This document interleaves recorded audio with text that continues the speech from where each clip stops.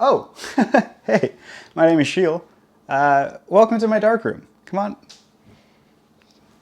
Come on in. Come on in.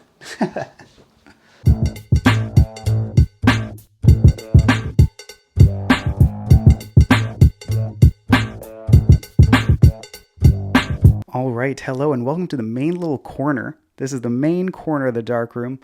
I'm just going to run you through everything, what I use, how I use it, and that's the tour. So this is pretty much it. This is all everything here. Everything the light touches is darkroom. I used to do all of this stuff in a bathroom just on the other side of this wall. So this area is just a blessing to have so much space here. It's not perfect yet, but it's getting there and it's definitely workable. So let's begin. To the left of the Enlarger, I have my papers here, 8x10, 5x7. I have some white gloves, make me feel super fancy, and they also don't scratch the negatives, but mainly I feel more professional. So that's why I have these. And then I have an extra easel and some different negative holder sizes. This guy's a 35 millimeter. I have a 645 and a 6x6. The heart of it all is this LPL 6600 condenser enlarger. It can take negatives up to 6x6.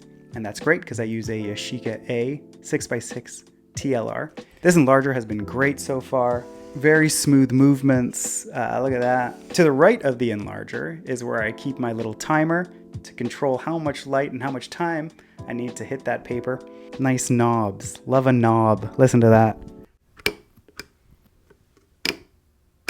Whoo! Yeah, that hits. 10-second intervals, 1-second intervals, and then 0.1 second intervals. Dialed in, really nice. On the enlarger itself is this easel. Now I only have paper for 8x10 and 5x7. Would love to go larger. This can go up to 11x16. Would love to go larger one day. Price though. Big paper, big money, you know? Big paper, big money, but also mo money, mo problems. So it's all about finding balance. This is a grain focuser. You use this to make sure everything's in focus. You focus on the grain. Looking through there, really handy tool.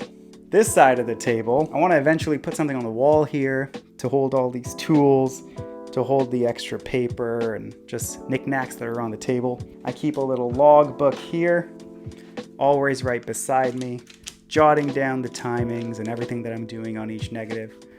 Really handy. I have another enlarger lens for medium format film, and then also some multi-grade filters. Let's move more that way. All right, yo, welcome to this side.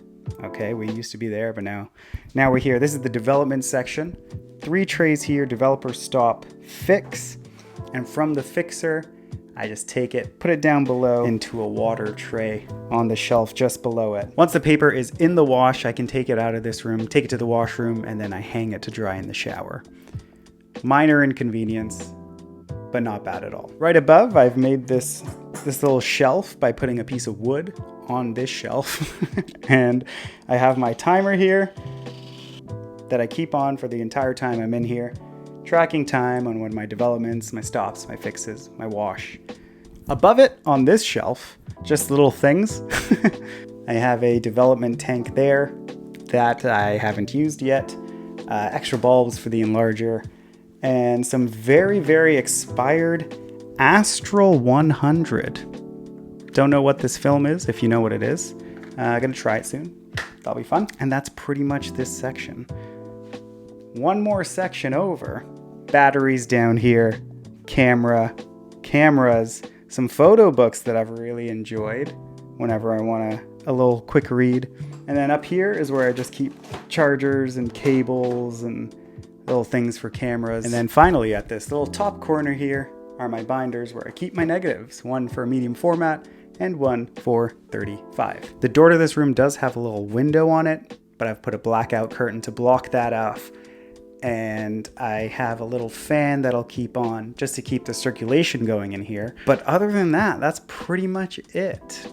It's still kind of bare bones. It's simple and I like it and I'm really enjoying it. A couple other things. These lights, these are just RGB lights that I use as my red lights, and they've actually worked surprisingly well. I keep them on the dimmest setting, point them away, and haven't noticed any fogging on my paper yet.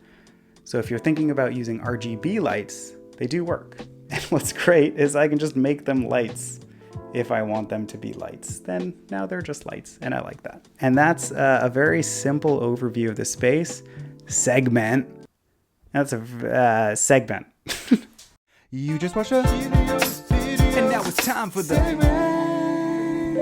Hey, welcome to the segment where I tell you something cool, something fun that I've recently watched, heard, or done. Last week, I saw the one and only Ringo Starr in concert.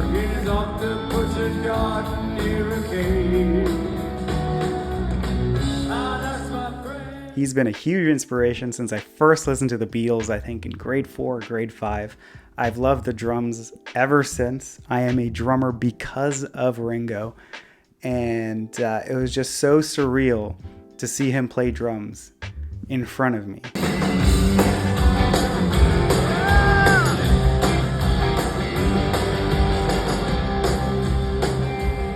The man is 84 years old, and he's jumping on stage. He's got a little movement to him when he's singing.